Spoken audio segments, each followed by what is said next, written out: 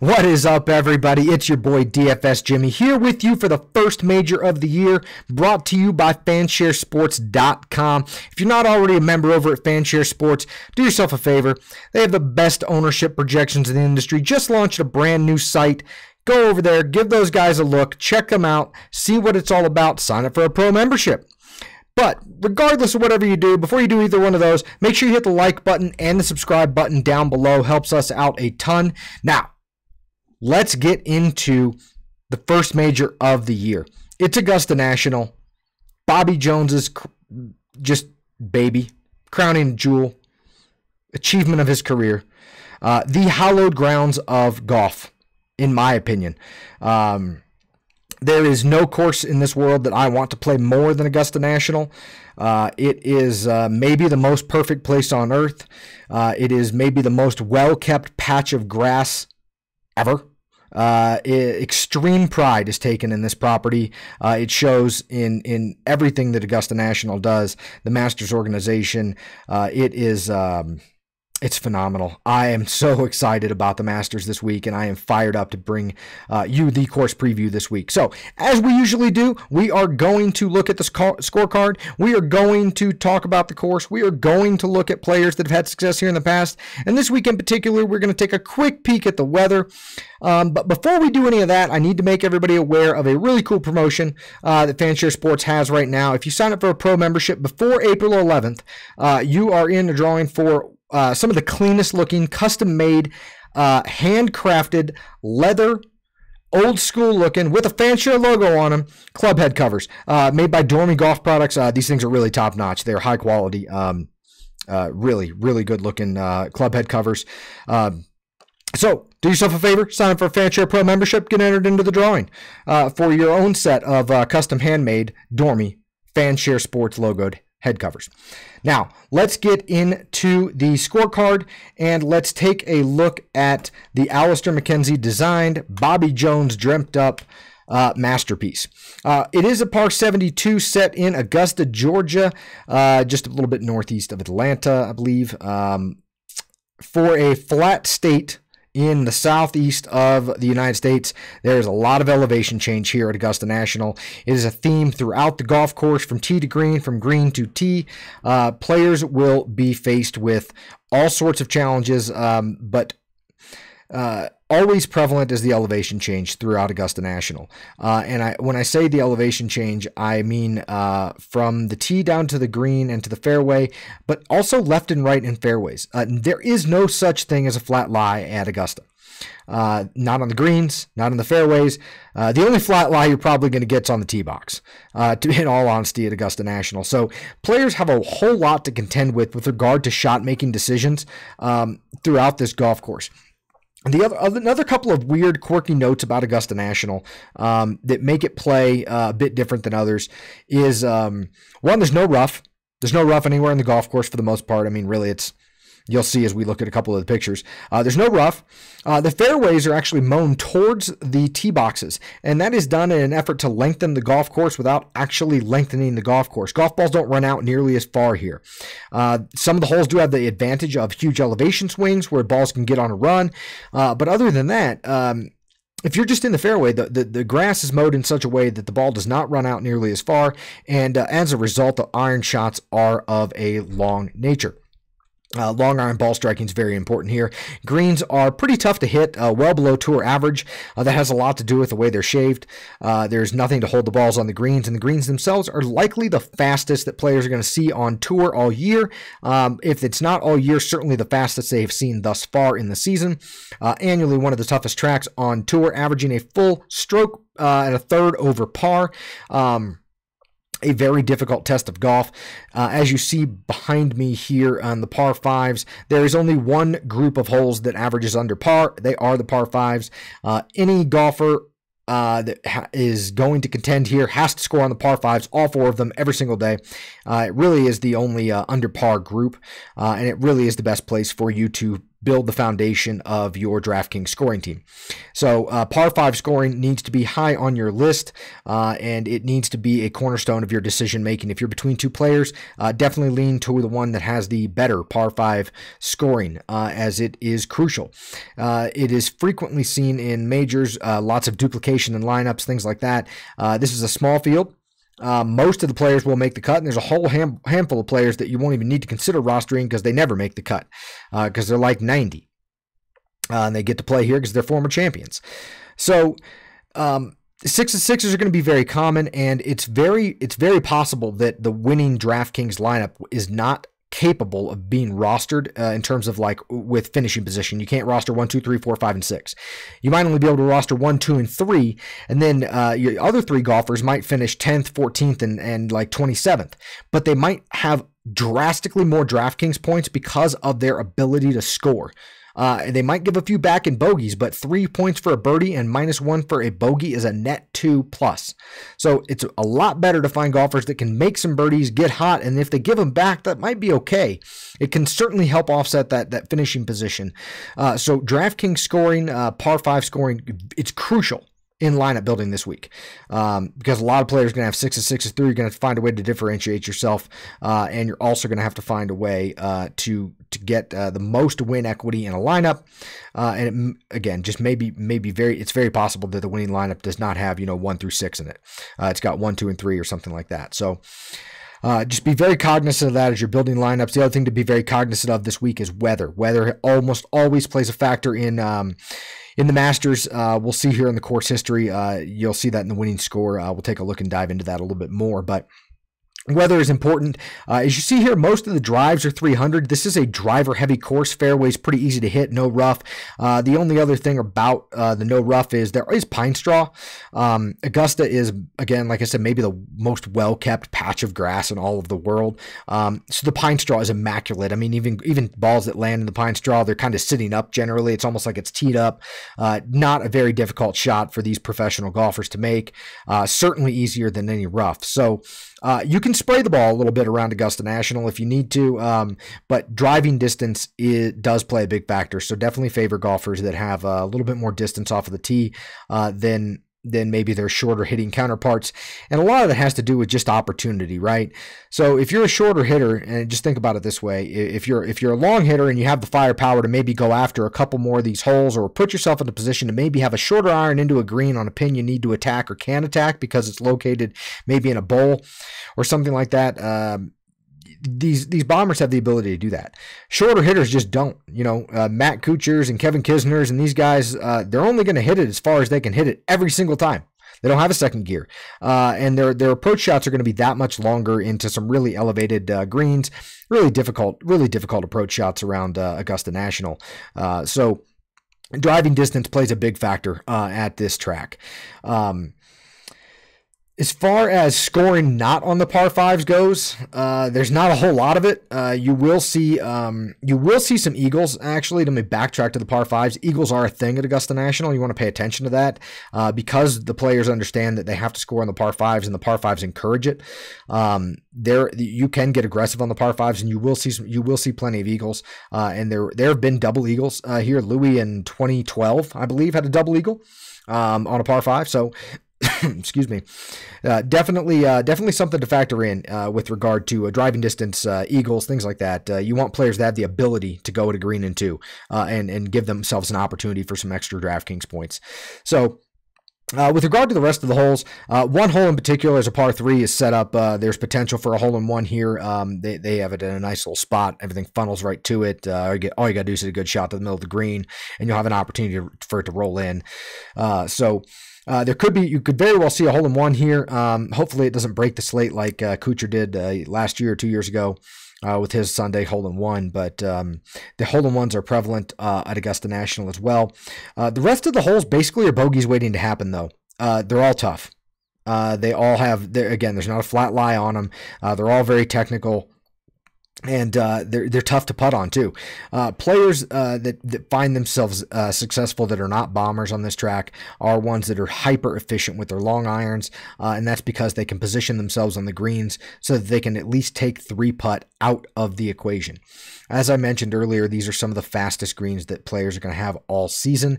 If you're on the top side of the hole and you miss the hole, it's not out of the question for it to roll off the green to an entirely different quadrant of the green, or just roll out another 20 feet and make your comeback par almost unmakeable. So positioning your long irons or your approaches into these greens is absolutely crucial, especially on these long and mid-range par 4s. That is where the tournament is won and lost with regard to putts made, in my opinion. So, couple of things to look for. The other aspect that maybe gets overlooked at a lot of courses and not at Augusta National is short game. And actually, let's just go ahead and move into one of these backdrops here. So as you can see behind me, there's no rough. The green edges are all shaved, and directly behind me is a runoff. But if you were to have a short ball with a little bit of spin on it into this green, just a little bit of spin takes you right back into Rays Creek. Just that simple. Doesn't take much on these fast greens for guys to be going after a tight pin, end up short-sided, end up just off the green, end up 30 yards away from the green. There's a lot of collection areas around Augusta National that make for tough up and downs. Everyone remembers 16 Tiger, the iconic chip all the way 30 yards right. It seemed like it was probably more like 15 or 20, but just above the hole, and he hit the slope just right and let it trickle all the way down that slope almost straight.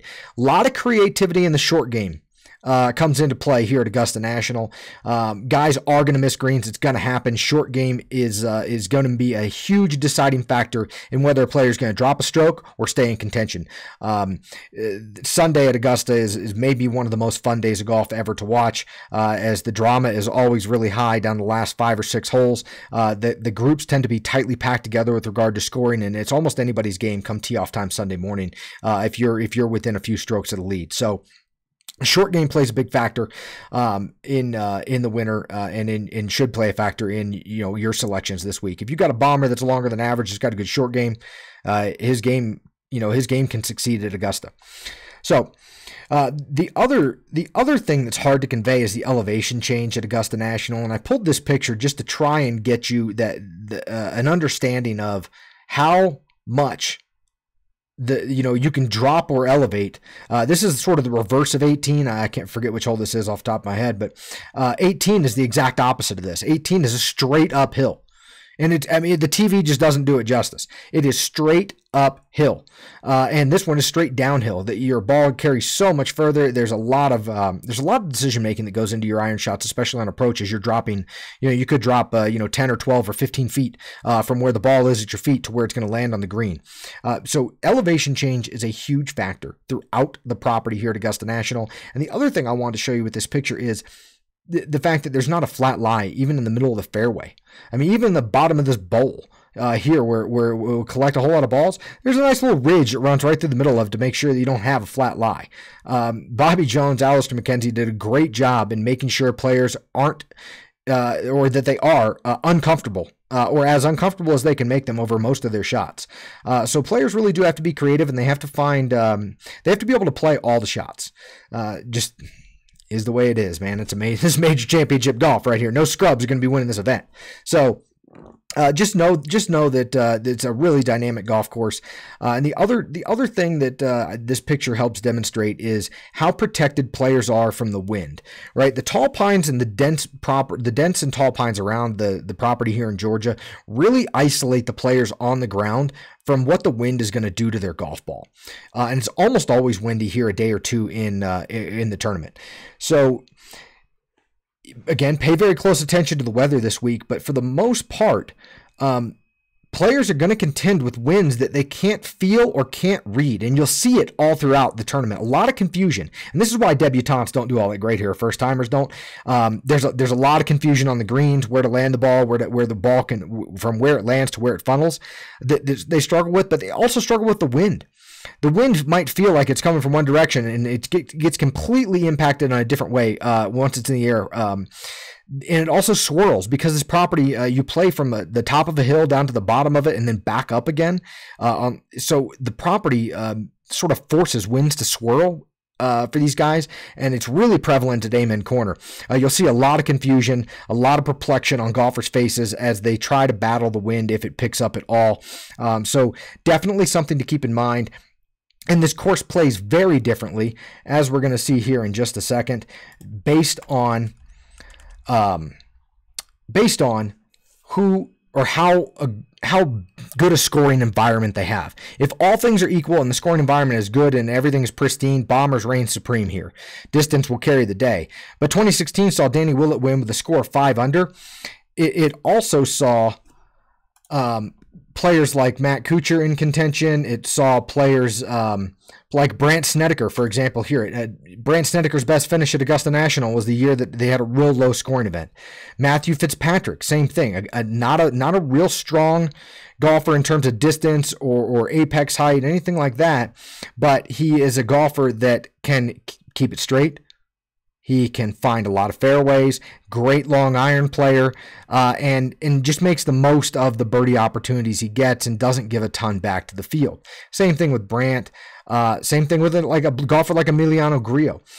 So the type of golf that's played at Augusta is largely dictated by the conditions. You really need to make a decision about that this week. You need to decide based on how the course is setting up, what the weather forecast is looking like, what type of event are we going to have? Because as you can see here at the top, you can have a winning score from 5 under to 19 under, 18 under. A very dynamic golf course that can change drastically based on the weather and how it impacts the playability of it and how it impacts the scoreability of it. So there are certain players that you just don't want any exposure to in pristine conditions because they just can't compete with distance and things like that. But if it gets tough and it gets windy, it brings a lot of players back into the fold, right? So you really need to make a decision this week on how you think the course is going to play and let that guide you in some of your player selection. So as far as course history goes, course history reigns supreme at Augusta National. Jordan Spieth, obviously, we all know what's going on with Jordan Spieth right now, having a real tough year. But no matter what kind of year he's had in the past 5, he's always played well at Augusta National. Same thing with Rory. They couldn't be more opposite types of games, by the way, and how they set up for this golf course. But Jordan Spieth loves it here. Rory has always played well here. He's yet to find a victory here. But when you look at some of the guys that have had consistent success throughout the years here, I do want to highlight a couple of things. So even though Tony Finau's only played it once, he's in this category. Rahm twice, Hoffman, Day, Brooks, Louis, Decky, Dustin, and even Tiger in that mix. All these guys are long hitters. You only got even Ricky. Ricky's a long enough hitter to be in that mix. You only got a couple of these guys that are not long hitters that have consistent success.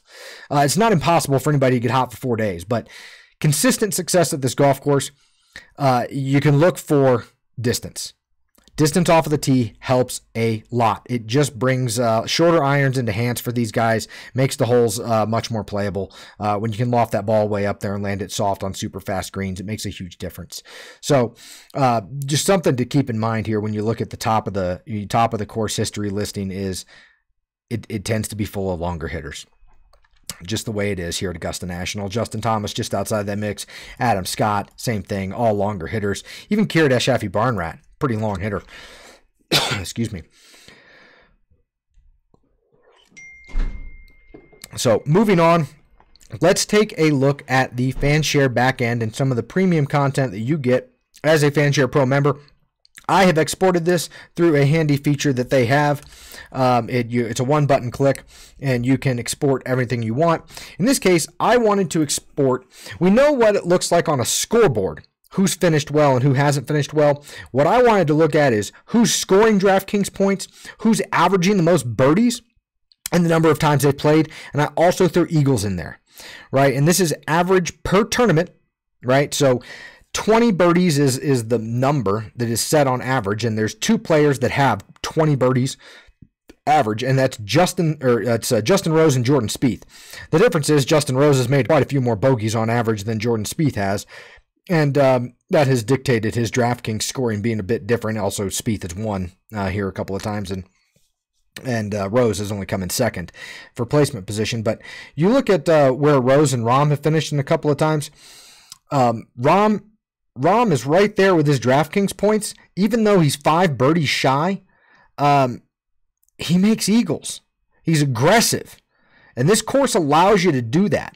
So if you're and he's the only golfer, Rahm is the only golfer in the whole field that averages 2 eagles per tournament. And he's played here twice. So eagles are a thing here. As you scroll down, you see a few of them on here. But in terms of birdies, in terms of scoring DraftKings points, no matter where you finish, because the finish position is baked into DraftKings points, right? So no matter where you finish, DraftKings points and average number of birdies is super important. So if we just sort by the number of birdies per round, Tony Finau had a great year last year, but he's only played it once. But this is the group of guys that I want to focus on right here. All these guys have played this tournament the last 3 years, and all of them have averaged more than 15 birdies across those 3 seasons. 2 of them have averaged an eagle, and Rory and Dustin, no surprise there. Brooks is interesting because he hasn't had maybe the best Masters appearances, and that's evidenced by he's obviously in this group the lowest average DraftKings point score, but he still makes a lot of birdies. Makes too many bogeys though. But Paul Casey's really interesting and in playing great this year, but he has scored a lot of birdies here at Augusta National. But when you just sort by points alone, Matt Kuchar, man, it's really impressive what that guy does around this track with his game, given the deficiencies he has compared to some of these guys with regard to distance. Charlie Hoffman, annually one of the better scorers here, can't put a Sunday round together to save his life. Always starts hot, can't ever finish it. But you look at this list, and these are guys that you can put into your core based on where their pricing is. But these are the guys that you're going to want to look at that are putting up DraftKings points. Got to have him this week. So a couple of interesting ones. Matthew Fitzpatrick, all 3 times he's played, he's made 3 cuts here. Same number of birdies as bogeys. And I mentioned him a second ago within the finishing positions. He's put together a decent DraftKings points here every single year. So Louis is another one, fairly under the radar guy, lots of DK points. The one that's really interesting to me is Ian Poulter. Very much like Matt Kuchar, does not have the firepower to overcome mistakes. He's just played this course really cleanly the last 3 years to put up a pretty solid average DraftKings point showing. So, but wanted to give you guys that look to to show you who's scoring DraftKings points here. Bakes in finishing position, bakes in the birdies, bakes it all in, and that's what we really care about at the end of the day is putting together the optimal the most DraftKings points. However, we can put that into 6 golfers. So these are the guys that over the last 3 years have averaged the most DraftKings points in your top 15, Jordan down to Louis there. So we're going to take one last look at the weather. Not something we normally do here on this little production, but I did think it's important given that Augusta National is almost always influenced by weather, and it's a major. So they are slated, it looks like, to get a little bit of rain this week, which could soften the course up, specifically Tuesday. The DraftKings or the Augusta guys have great control of their course. It's not going to be washed out, or it's not going to be super soft, but it could certainly slow it down a bit and definitely give the Bombers a bump early week. But more importantly, it looks like we're going to have some wind this week. So when they tee off on Thursday, it looks like the morning wave is going to be certainly in the best shape, and then potentially conditions worsen as the day goes on. Just look for when this front's going to move through. Friday morning, though, is also of concern. Gusts up to 25 right now for Friday morning. Again, we're a ways out on that, but this is the other one. Saturday looks calm, perfect. Great scoring conditions, everything you want to see on moving day. And then Sunday looks really pretty tough. Sorry, my head's kind of in the way, but gusts of 28 with average winds from 12 to 16. Sunday could make for one of the most exciting Masters finishes we've seen in a long time. Anybody within 3 or 4 strokes of the lead is almost always in play come Sunday at the Masters. But I really hope this weather forecast holds. A good start Thursday, a little bit of trial and tribulation on Friday. Throw some variance in there. Saturday is perfect conditions for moving day. Lets the talent shine, and these guys get really aggressive out there. Makes for a crowded leaderboard Sunday, and then Sunday morning through Sunday afternoon could be tough conditions. Bring some chaos out and let the cream rise to the top. So really exciting forecast for Augusta National. I'm looking forward to it, but again, pay very close attention to what the weather does this week. It will dictate how the course plays by a large margin, specifically that wind. So decide how the course is going to play. then make your player pool, and then of course take a hedge against that if you need to. But yeah, this event has a lot to do with the weather, and has a lot to do with how you think the winner is going to end up. If they're going to be a 10 and under guy or a 12 to 19 under type of tournament, birdie fest versus a slug it out, avoid bogey type of fest. Once you decide on that, you can go ahead and make your player pool from there. Favor distance, short game matters here. Oddly enough, something we didn't really cover. Oddly enough, putters not the biggest deal. You can be a bad putter and have a lot of success here. Look at some of these guys that have won. Adam Scott, for example, even and he won it with the long putter. But still, you don't have to be a great putter to have success here at this track. You do, however, have to have a little bit of length off the tee. You have to have some creativity around the greens, yeah. Other than that, guys, it's your boy DFS Jimmy signing off. First major of the year. It's the Masters. Fired up. Best of luck to everybody this week.